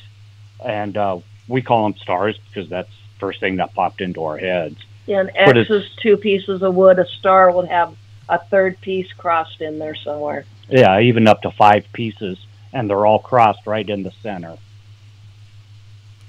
Well, look at that. I mean, that looks like a little handiwork right there. Doesn't it? And those trees are alive. Yeah. You just can't do that. And then we go over to the right of it, and there's another X. Yeah. Mm-hmm. If you're just now joining us, this is Blue Rock Talk with Connie Willis. It is BigFoot Friday. This is Sasquatch Journey. They took me out to their hotspot last week. We're looking at the pictures. I'm going to show you some. I'm going to go in a little deeper. And by the way, if you're in the live chat right now, please hit that like button and share this. Go ahead and share this with the groups you're in right now. Bring them on over. Let them see these really great pictures that we got. I'm going to show you something that's kind of funky. I don't know if it means anything or not, but I don't know. You know, I've been watching Samantha Ellen Ritchie so much. She's got all her little people and little aliens and micro people and all these things that she sees. So I'm just going to show you something that just kind of sticks out. I don't know how close I can get, but I bet she could look through here and find all sorts of stuff. I don't know, just something kind of weird over to the left. I'm going to put it in the far corner just so you can see maybe what I'm talking about. It's on the far left, high up. Doesn't that kind of look like something funky? It looks like a head. Yeah, like a little tiny people. You know, she always finds tiny people or little people. That's what that looks like. Yeah. Yeah, I'm looking at the dark round thing right above the arch stick. Yeah. Oh, I'm looking. It's at the very corner. I got it in the corner. Yeah. Okay, so anyways, yeah, this is all great stuff here. Let's see what this one has. This one's okay. Let's see. Let me see if I can go a little closer to it. It's kind of that arc right above you. Mm-hmm. You see that? It's almost like a bow and arrow arc, isn't it? This was on the way down from the first level. And in that area, there's arches all over that one hillside. And I love when I see I like it when I see it all a little thinner. Like when you see the big X's and the big heavy arcs and the darkness and, you know, those kind. Okay, I get it. And they're right there in your face, man. You're like, woo, that's a big, scary X with big, gigantic trees. But when you see the nice little light ones, I think that's, I don't know what, it's just a nice little pleasant feeling again. I like when they do the light ones. Those might be the worst. A female touch. Aw. It's the gay Sasquatch. Making it look really good and decorating everything. The big X's and the big structures are the big males, and the little intricate ones like this are the females. Who decorates the stumps? Junior. Okay. I don't know. And look right here. I'm going to go over to the right with that, the light arch there. So it's on, you see it behind the first tree on the left. Then you see it behind the other one. Okay, so it's not threaded in there. Okay, it's not threaded in. Just, yeah.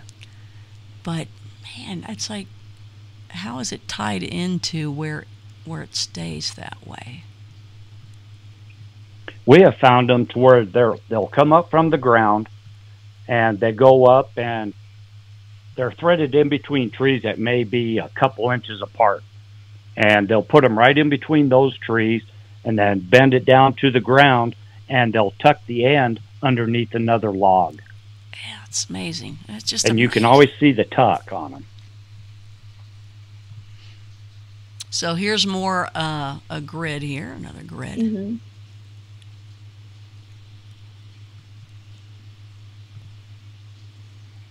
And people can say, "Oh yeah, it's just a bunch of junk thrown down there." But yeah, but there's if you look at to the other it. area around it, if they're there, the rest of the area around this one that you're showing right now was clean. There was no sticks out there. That's true. And this one just kind of had that, I don't know, there was something right there that just kind of rang a bell to me, just right there. Right there. And I know that's a cut piece of wood, but there's cut pieces of wood in there. Yeah. In the woods, there just is. So I see two cut pieces, but it still doesn't matter. They can pick it up and still use it for their messages.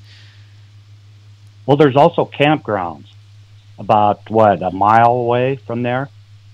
And people are always out there cutting firewood and stuff. So who's to say that they didn't, a forest being didn't find the leftovers and drug them off? If I'm out there camping, I'm not leaving wood I've cut out in the middle of a forest. I'm going to take it back to my camp. Yeah. True. That's true. Yeah, that's another decorated stump. The stumps always seem to have something on them. That's interesting, too. I just think someone could take a lot of these pictures of these stumps, make it some beautiful art. It's just... Oh, yeah. It's just gorgeous. This one, really caught me. Again, because when you look at, obviously everybody sees that, but let me move it over to the left, and again, you just see more to the left. There's actually 1, 2, 3, 4 X's there at the bottom, 5 if you go over to the right, and even more there that you can't see from the other side. And if you look back, I don't know, maybe 300 yards from there, you see some more. Yeah. It's just everywhere. The whole area in there. And over on the chat, Anita just asked if we've ever run across any circular twisted branches, like rings made out of branches. The answer to that is yes, we have, and not far from where these pictures are taken now. We found one to where the tree, the little sapling came up out of the ground. It might have been 10 feet tall. And it was bent over into a circle and came back around in a ring and was tucked, and then there was a star stood up in the center of that circle. That's called a witch's wheel. And we found one of those right there in that general area. I mean, they just keep going. And right now, if you look, right there, 10 feet or less? Yeah. There's the meadow. There's nothing. There's a field. Yeah. There's the tree line. That's the tree line right there. And you can't see that from the meadow. And these things are making them right there where people, look over there in the trees. That's where people see them all the time in the tree line. They're always in the tree line. Well, they're right there making things right in the tree line. Mm-hmm. And we all felt the presence of them in that area as soon as we walked into it that morning. Connie was the first one to recognize that. To recognize which one? To what? The presence of the forest being. Yeah. As soon as we got up there, she goes, "Are you guys feeling this? We said, yeah, we felt it as soon as we walked in. Yeah. And I went right in the area that you guys also got it. Right. That's what's interesting too. It's like it wasn't way over to the left. I'm still feeling something over there. Y'all be like, she's an idiot. Get her out of here. Take her out of here now. Back to the car. So noticing, yeah, she's staying behind. Lock it. Put her in there and lock her in. So the picture that we're looking at now, I'm going to zoom in because I didn't. It's amazing that within these neat lines and X's that are light, there again, I didn't even really notice it until I went in close. There's another decorated stump. Yep. So many stumps. They have to have a meaning. It's got to mean something. And the stuff's just not thrown there. It's placed. It's placed in there with a meaning. Oh, guess what? Okay. You see this picture? Mm-hmm. Look for it. Look for it, people. I want everybody to look for it in this picture. Oh, shoot. I lost the picture. I had it. Okay. Is that the same picture? Yeah. Okay. Everybody look in there. Those of you in the live chat, I want you to look in this picture. Tell me what you see. I want everybody to look in there. I see an axe.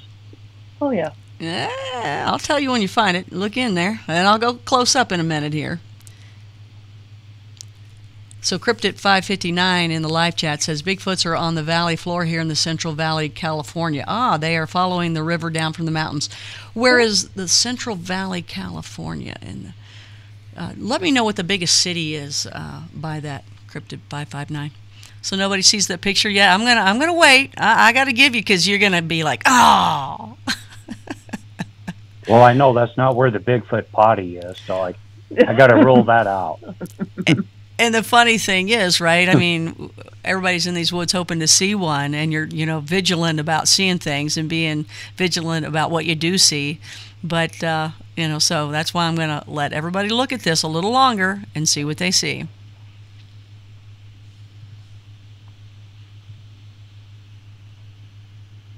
I just see the usual.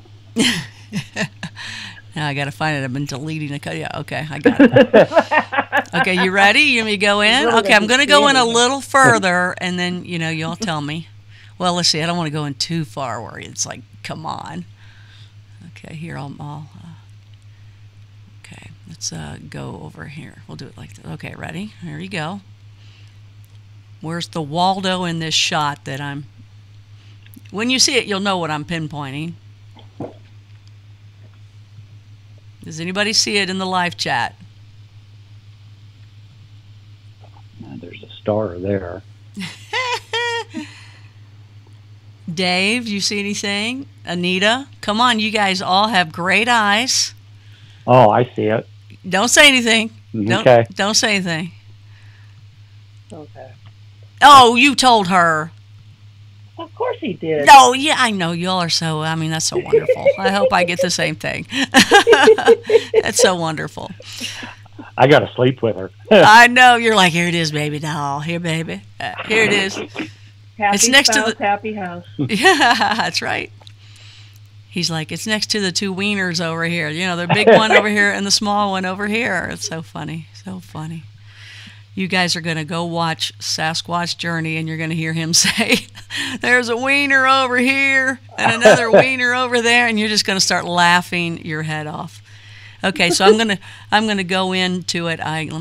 Here we go. I'm going to go in and show it to you guys since you haven't seen it yet. Nobody has said anything in there of Fresno. Okay, you're by Fresno. Let's see. They're talking amongst themselves in there. They do that all the time. I'll be in here just talking to myself. So here we go. This is what it is. It'll be archived forever, so there you go. It's the beer can we were talking about before. Is that what you all saw? Because I should have asked you. Okay, all right. So I'm glad I got that picture. I am too now. So let's try to determine how high it is then. Let's see, I just lost it. Where'd it go? Where'd my picture of it go? Darn it, is that? Oops, I'm doing all sorts of weird things here. Oh, come back. Right there. Yeah, that's about it. I'm trying to pull it back so we can see how tall maybe that is, but I just think looks I just like maybe about 8 feet off the ground. Yeah. You think so? Yeah. Yeah. I got the wrong picture here. Hold on here. Where is it? Come here. Darn it, I lost it. Well, I was trying to erase some of these so it would run smoother. I had like over 100 pictures or so. Let's get back to here. Tell me if we've already seen this picture. Sorry if we have. I'll get back to that beer can in a minute. We already saw this one, right? Yeah. Yeah, that's that delicate arch. Decorated stump.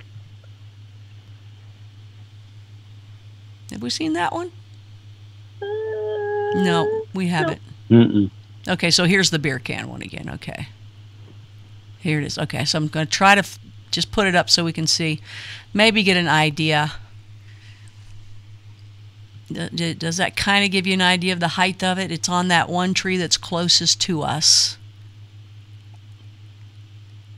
Yeah, I think it might be about 7 feet up, maybe, possibly, or 8. Well, we were standing on a hill, remember, a small hill. Looking down. Looking down on it. So what do you think? I think it's actually like 8 to 10 feet. Oh, okay.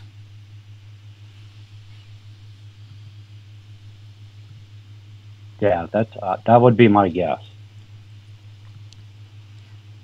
So all you have to do in their area is kind of stand there and then take a picture, then turn over to your right about a half an inch, take another picture, go about another half an inch, do that 360, and you'll have so many different things.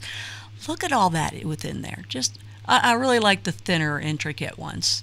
You look over on the right, and there's little X's, and you look over, straight of course, you see kind of a grid and X's, and you see some curves, the arches, but you can also even see if we look at it our way, another beginning of a teepee possibly. Mm-hmm. And maybe the number of sticks in each one of those teepees means something. Maybe that's when you come in, you stick one up, and when another one comes in, they stick one up or something like that. I mean, could be.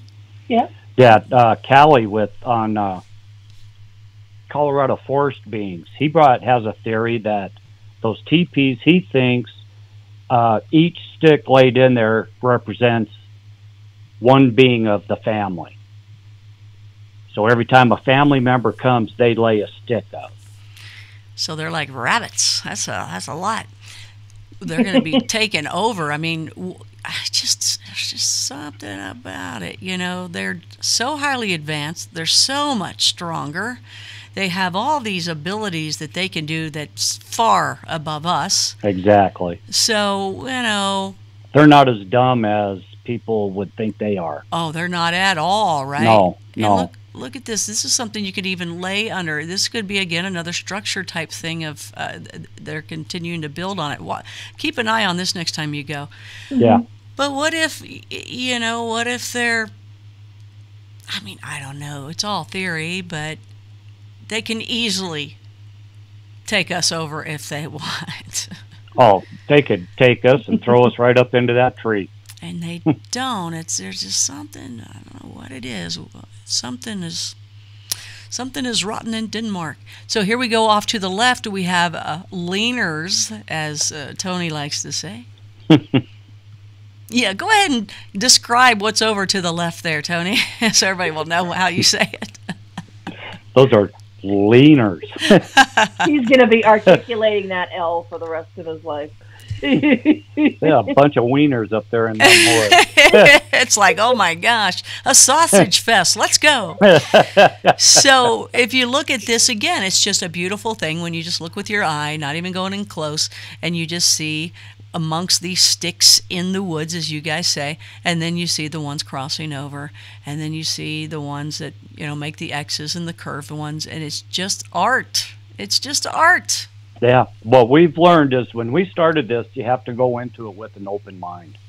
Watching another researcher, Leon, up in Alberta, one of his videos, he says you have to be sincere with yourself and your thinking first, and then be sincere in the structures that you're finding and the evidence that you're finding to try to debunk them, but be sincere on how you're doing it, because you don't want to come out and later on somebody come up to you and say, oh, I built that. Well, okay, prove it to me for one thing, but this is why I want to know, okay? I want to know if you did build it. I want to know if a human built it. And if not, I want to know why it was constructed and who constructed it. So we've been studying bushcraft too, just to get, so we have an idea of the difference, you know, what bushcraft makes. And tell people what bushcraft is. I had to ask. Yeah, bushcraft is the guys, the wilderness men that go out and they'll actually take trees like this and build a small shelter out of it.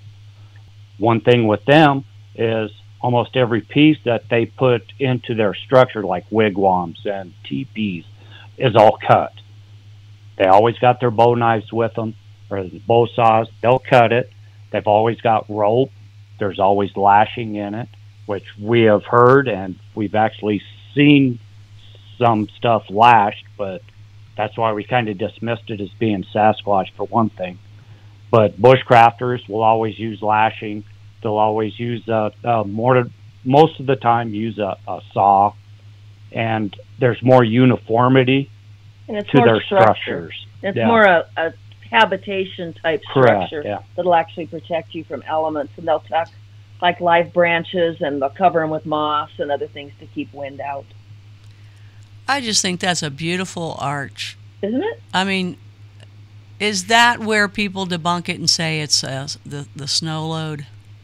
How did the snow load do that? You were out there in a heavy snow, and well, there's no snow. Yeah. I mean, seriously. Yeah, no, but I mean, that's how they say it, right? But that's just beautifully. It's just so nice. And if you're in the woods and that's where you live or that's where you visit, and then you see that, oh, you know, that's kind of like when we go driving somewhere and we take a right at the Red Barn and then we take a left at the Yellow House.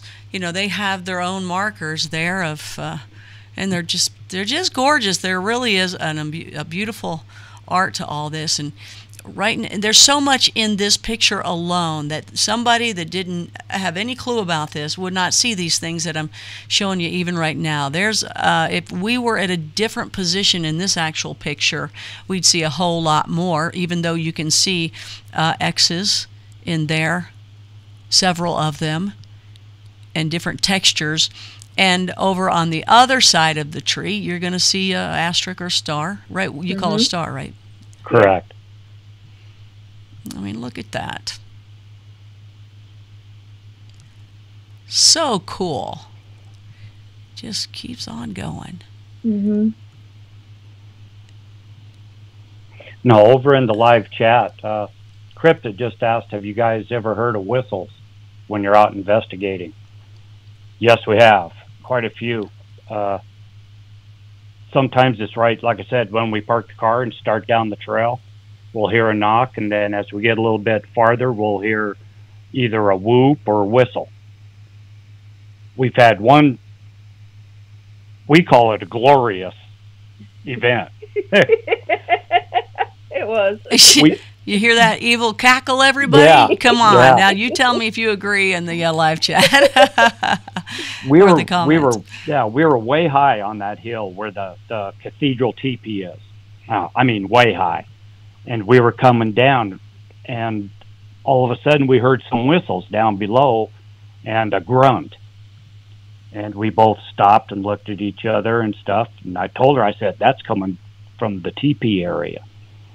And so we quietly kind of just kept coming down the hill, and we kept hearing a shuffle down there. And we got right down to it, and we heard something running off through the trees. We get over there, and there was a partially eaten cantaloupe, and it was a fresh cantaloupe. It had a finger hole through one side and bite marks on the other. So it looked like it had poked its finger in one side and was shoveling it out the big hole. on the other side. And the ground was all disturbed right there in that area. So we kind of felt bad because we had just disturbed something eating a horse eating his lunch. So I took off one way. Ingrid stayed there, and she was looking around, and I took off towards the next teepee that's over that hill. And as soon as I got up there, I saw an actual head and shoulders going over the hill. Oh. But I did not get it because I was running, and I was pretty winded since I'm an old fogey. And so I came back, and I told her about it, and so we kind of felt super bad. And then we kept peering up there in the rocks where you think you saw something up there. We heard shuffling up there, so we think that it ran down and up and back into its rocks because we had just come down from them rocks. So we were feeling pretty bad. And so that was one of our gifting sites anyway. And so we had some granola bars and a Snicker bar and some other stuff. The shoelaces, that was the first day we put the bootlaces there.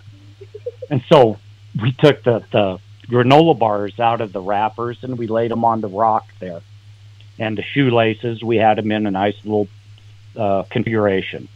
Well, this mountain jay came down and thought that the granola bars were for him. And this mountain jay was almost landing on Ingrid's back. It was right there next to my face on a tree. And he kept coming down and trying to grab the granola bars. And it was squawking at us and stuff. And I kept telling him, get out of here.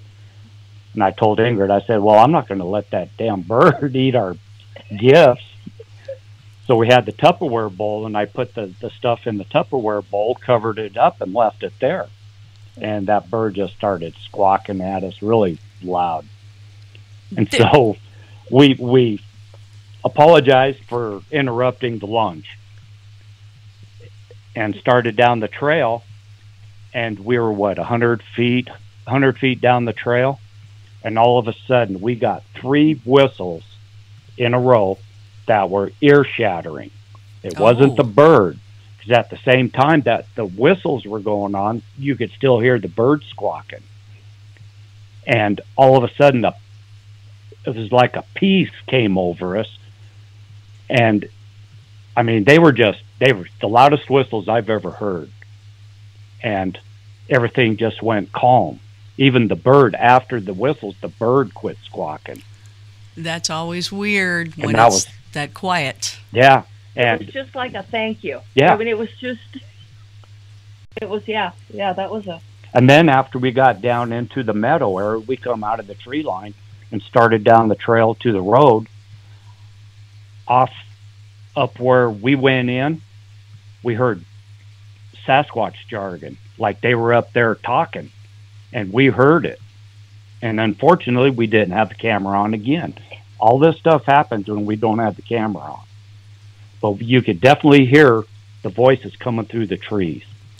And that's okay, because at least you had the experience. You don't always have to prove it to others. It's kind of neat to have it so you can. Along the way, you're like, oh, man, I wish I had that running. But just to be able to have it yourself is awesome, and they obviously know that, too. And you guys are watching Blue Rock Talk with Connie Willis. It is BigFoot Friday. This is Sasquatch Journey we're talking to. This team, Tony and Ingrid, they took me out last week in the Rockies. And this is the pictures that we're taking. Now, keep in mind, you said about 10, 9, 10, 11, 12, 1, 2, 3. You said about 4, so 7 hours? Yeah. Let's say 7 hours. 7 hours. Folks, 7 hours. These are the pictures we got. 7 hours. One, like a little quarter of a day there. These are pictures from one outing. That's a trident. Look at that. The center post out of that trident is broke off. Mm-hmm. But that's a beautiful, beautiful trident. Laid right into that wood structure with the rock and the bottom branches. See, I'm trying to see if I get any more of that. Yeah, when I saw that, I was like, there's something about that. That is in the same area you were seeing a whole bunch of stuff, Ingrid. Right. Remember, you were seeing stuff, and we were like, where? And you're like, there, where, there, where? That he tree. Does that to me all the time. Oh, man. I was like, oh, man. I'm not looking through a camera lens. I see a lot of stuff. Yeah, she does. Yeah, I wasn't either. I could. That tree. Don't you see the tree? That branch. That in the snow. Oh, that's just beautiful. That's all. You know. That's. Yep. That's the trail Is that walking out? This finally on the trail. Yeah. This is coming up on the Big Trent. Big Prince. Yeah. In fact, there could be some over. It could be the beginning. Let me go over to the right. I'm not saying these are, but it could be the later ones. I remember walking through, and as I'm looking at them and seeing them on the left, you know, you're seeing them on the right, Tony, and then I'm seeing them where they crossed over, and you're talking about them right on the right, and that could be them. I think those are the ones right on the right side of the trail that came out of that tree stand.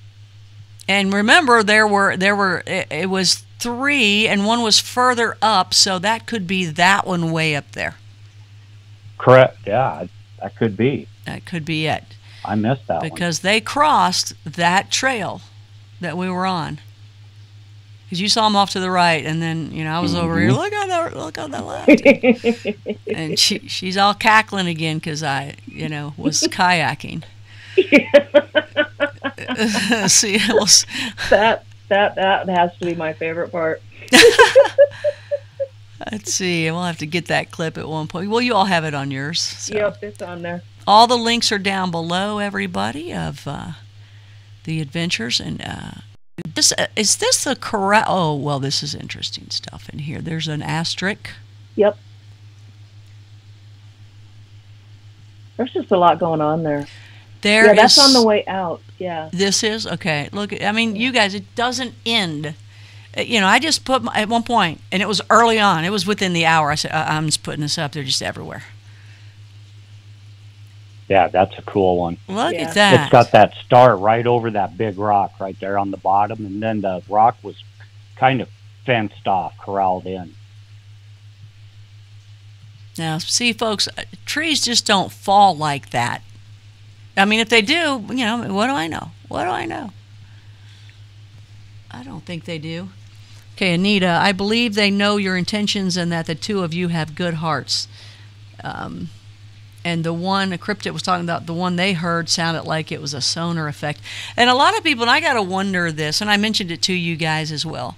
Look at all those X's in there, and then all the things over that are threaded through. Mm-hmm. But where some people hear wood knocks, I wonder, and I think, and maybe they think it's a wood knock because they're expecting to hear a wood knock. And people, when they go Bigfooting, hear wood knocks. A lot of that sometimes is in people's heads, especially new people, or maybe even the older people. I don't know, or maybe that's where the collaboration and all the conversation helps for us to all talk with each other. But I think some of these wood knocks could be a pop of coming in and out of a portal or time warp or from one dimension to another. I think that pop, just like the shuttle goes up and makes a big sonic boom, boom. Maybe something like that, a pop where they pop in or pop out. Yeah, we've heard a big loud pop like that once before.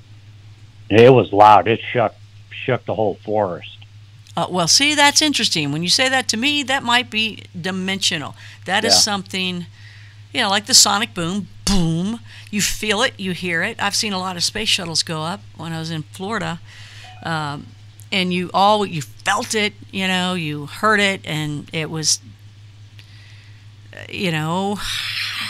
that pop. That's what that kind of reminds me of.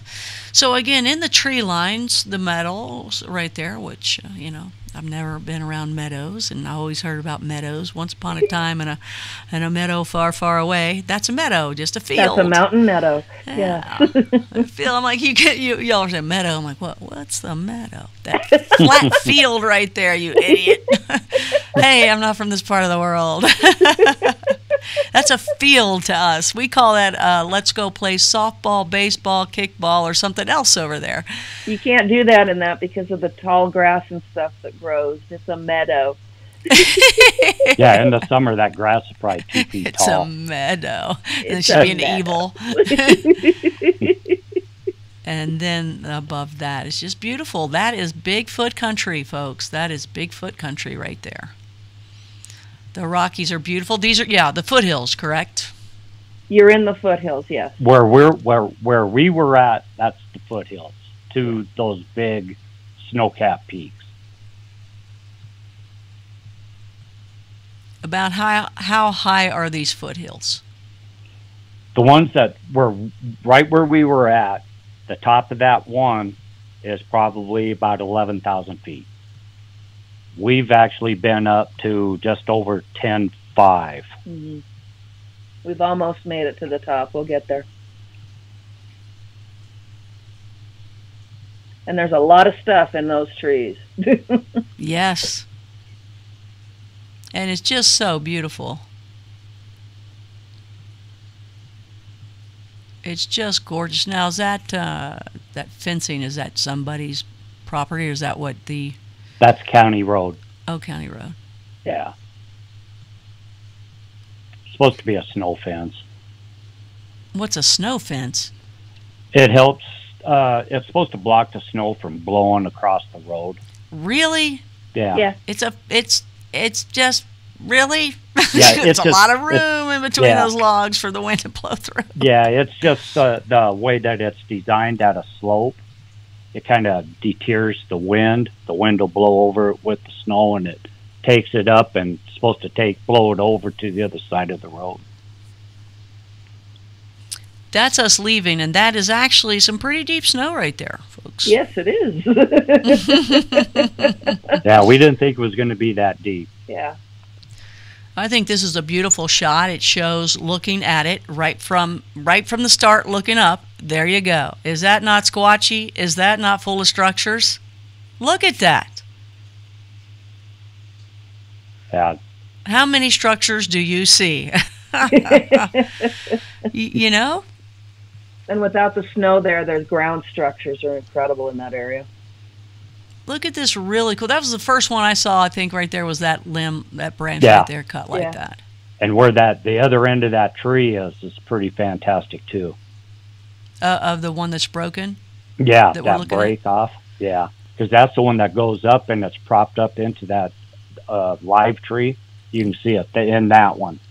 Well, even looking at those, I'm going to slide over where you're talking, but even looking above there, look at all those crisscrosses, you guys. Look at all of those crisscrosses. And here's what Tony's talking about right here, where it's into the trees like that. It wouldn't have been heavy enough to go through there. Uh-uh. You think it's propped up. And there's an arch underneath it. Off to the left of the live tree, there's an arch that comes up and is tucked up underneath there. I'm going in. Is it above it? Am I in the right spot? You need to go up. Now to the left. Ooh, there's something in there. Yeah, we think that's a perch area. Yeah. They sit in there and eat their pine cones and whatever and just watch the meadow. There, you see that arch back there right behind the limb? Mm-hmm. Yeah, you can see the other end of it clear over here, 2 trees over. It just arches up and over. I find this part interesting too. Mm-hmm. And it doesn't stop. You just keep going over, like I said, go over another little inch and look over. You'll see something else, and you'll see something else. It's really something. It's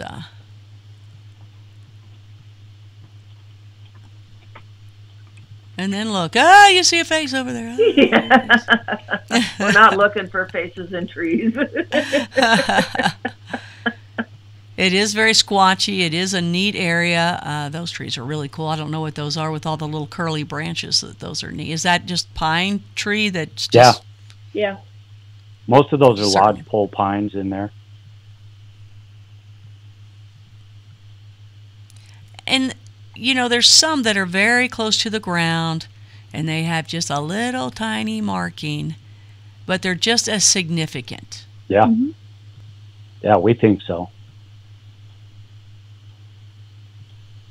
sometimes I like the ground structures and the little structures more than I like the great big ones. Oh, yeah. I agree. I agree. So these are, this is the Squatchy area. The bandwidth was not working for a lot of the videos. I can try, and the videos we got, you can go to Sasquatch Journey, and you'll see those. And I'm going to be putting something together as well here on Blue Rock Talk, so you'll see that from me here coming soon too. And they have, what do you guys have, like a part 3 from that trip? No, we were going to do a part 2 with the back, the body cam, but Ingrid went to download the clips off of it, and the battery had gone dead about 15 minutes into that trip. Oh, okay. Okay. And it was fully charged that morning before we left the house. So either it was really cold or something else needed the energy. Oh, I mean that you guys have already edited and added from last week. Was it 1 video or 3? No, it was just 1. Oh, hey, what are you doing? Well, where'd you come from? Just came up and man, what are y'all doing on my show? This is a nice show. I know it's after hours, but hey. My puppy dog's right here. Well, it's not okay. That's okay. All right, I'll go with it. The visual there was. Yeah, okay. She's smiling. He's smiling. Yeah, I'm just saying. So Anita says, I tend to agree, Connie, about the tree knocking. Yeah, those pops are kind of different for sure. Any anomalous light phenomena? Have you guys seen any orbs? And by the way, Anita, she needs to call it a night. Have an early day. Loved it. Thank you so much. Good night. She's a wonderful Sasquatcher for sure, and always out with Samantha Ellen Ritchie. So, Ira is asking anything about the light phenomena. We haven't seen any orbs yet. I've seen eyes, but that was a mountain lion. Run, right? That's the one you run from, right?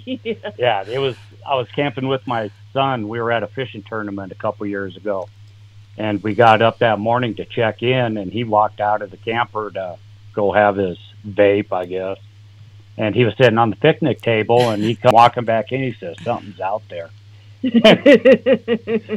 So we were ready, and we were getting ready to go to the truck, and we opened up the camper door, and I saw something run in front of the truck and turned around, and I saw 2 red eyes, but they were only like 3 feet off the ground. And I'm not saying everything's a Bigfoot either, but, it could have been down on the ground. That's where I hear, for the most part, they're laying on the ground looking up. Yeah, I've heard that too. But when I turned on the headlights of the truck, I saw a mountain lion. Well, okay, there you go. And he was very happy he was in the 5th wheel and not a 10th. Yeah. That's funny. Oh, right. Yeah, Woo. so we knew that was a mountain lion, but that's the only orbs that we've seen so far at the lights. Okay, well, those... We're looking. I don't even know if you'll have to look. I think you'll just see them from what I know. There's some people, I don't know if they're in tonight, but they're Blue Rockers, and they've actually got shots of lights, of orbs, just like pulsating. You can see them in the woods. Excellent. Because I've not seen the orbs. I want to kind of hold back on it because I think I could have, and something's keeping me from remembering it. Does that make sense? Yeah. Yeah. Mm-hmm. And so many people have said they see them, and they'll see them and know the other ones don't. And I know somebody that grabbed one of the people and put him right on the eye line, and they saw it. So that's interesting, too. There may be a whole show going on over that way that's maybe 2 feet away from us, but we don't see it because they're all looking that way when we're the other, and they're probably laughing at us. Ha, ha, ha, we're right next to them. I'm wondering if it's the people that maybe the skeptics that maybe don't have the power to receive the mind speak or something else. Maybe they're showing themselves in a different way, like an orb light. I do think they whoever they like, that's who gets to see them or hear them, or I think they decide who sees. But then again, you can kind of think that, and a lot of people think that, but then again, there's always an exception to everything, because then there's people that have never thought about it, never believed in it. They're out hunting or they're out walking, and all of a sudden, and they run, and some of them are really mad about it. Some of them never go back in again. Some of them scared for their lives. Yeah. You know, and some people, I know that it happens at some of these hunting grounds, and I remember hearing about one of the guys came up to the head people of the hunting grounds and was just livid. I don't know what y'all are trying to pull here, but, you know, and that guy never came back is what I was told, and one dude said, I'm pretty sure he saw one of them because that's how he acted. He thought we were playing with him, too, because he said something like, I could have killed somebody, and, you know. Well, there's actually a private lake here in Colorado, and they got a big campground all the way around the lake. And they have so much activity around this lake, Sasquatch activity, that people have packed up in the middle of the night and left. And the owner or the manager of that lake told his helpers, don't ever mention anything about Sasquatch, Bigfoot, or anything else, because people are starting not to come here.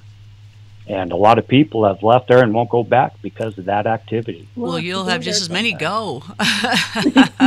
You know, I mean, I know a bunch of people that would head over there, as you all do, too. Yeah. Well, right? We've tried, but the road was so washed out, washboarded, that it was about jar our teeth, so we turned around and came back. Well, there's a lot of areas, too, where people say they'll just walk on the street, you know, just in the little areas where the back roads are, where people's homes are off of it. You know, maybe the bigger homes are more land. People have more property, and they have those neat little roads that head back, and they'll just walk the roads. They were there first. Yeah. Yeah, just like the bears and the mountain lions. They were all there first, and we moved into their territory, and they're not going to move. I just find it interesting, you know, you're driving by and you see, oh man, that would be, or just walking by and there's one walking across on the other side of the street with you. Oh, whoa, whoa, whoa. We're waiting. Whoa. Even as cool as it is, it's also just still as, you know, it's just tough, you know, they're not supposed to exist. They do. I know they do. Been around them, but it's still just, I don't know that I'll ever get used to it, you know, like you're in class and there's somebody sitting next to you. I don't think I'll ever get used to that. But that's what I like about it, and that's why we all keep going. So if you've been watching, this is Blue Rock Talk with Connie Willis, and I'm talking with Sasquatch Journey right there. They took me out to their squatchy hot spot last week, and that's what these pictures and video were from. You look at the link below and you'll see where their YouTube channel is. They have actual videos up already. I'm going to put mine together still and put them up so where you can see them. Earlier we were trying to, it's just too much bandwidth it was taken. But that's the couple right there. There they are. They fun to listen to, so make sure you watch their adventures. Again, Tony does all the, like, you know, he'll describe everything and say wiener, wiener, wiener a lot, and then Ingrid will laugh and give a little chuckle and give a couple little nice little words, and you'll just enjoy their relationship just as much as the relationship to what they're looking for out there on their Sasquatch journey. So anything else you guys want to say before you go? Before I kick y'all's booties out. You're like, we're talked out, man. Just be safe. Be sincere in your journey. Yeah. And try to debunk everything you find, but look for the unnatural. And never fake anything. Yeah, please don't do that. Okay, that's a good one for sure. Oh, anyway, I'll just move on from that. So that was Sasquatch Journey, everybody. Thank you for being a part of BigFoot Friday and Blue Rock Talk with Connie Willis. Hit that like button. Hit that like button. Please share this with other people. Let's help Blue Rock Talk grow. And remember, Crypto Connie Tuesdays, Far Out Thursday, Stan's Bible Lecture on Sundays, and then we have Wasted Wednesdays coming up, the serious look at the cannabis industry, as well as Swellness Wednesdays also coming up. Big part of this is that it's live. The other big part is our community and the live chat, and I want to thank all of you that hung in there with our little problems earlier. But be on Coast to Coast, October 25th coming up. That's a Friday, so won't be doing a Bigfoot Friday there for sure. And I think that's it. I think we've got everything else. I appreciate that Sasquatch Journey took me to their place. It was great. It was quite an honor. And if you've got a place that you'd like to take me as well, let me add you to the list, because I can't wait to go. It's fun. And as the journey continues here, and as things happen, and if you can donate to Blue Rock Talk, I got a Patreon account, a crypto account down below, then more equipment, better equipment, stronger equipment, where we can be live in there and really pumping out some really, really interesting things. I tell you what, the Rockies, man, the Rockies are squatchy. I mean, there's probably more here of structures than I've seen pretty much everywhere. I've seen them still in other areas, and I've seen a lot of stuff in those areas, but I don't know that I've seen things as consistent and so much in one area. And you just look around and it's like a playground. It's like a city of structures. There you go. The Rockies, a city of Sasquatch structures. There we go. So everybody, thanks for being here, and we'll talk to you soon enough. Stan's Bible lecture on Sunday at 2 p.m. A college level course. You want to debate him on it? Bring it on. He'll love it. It ain't your daddy's a Bible class. All right, everybody. Talk to you soon. You've been watching Blue Rock Talk with Connie Willis, BigFoot Friday, and Sasquatch Journey. All the links below.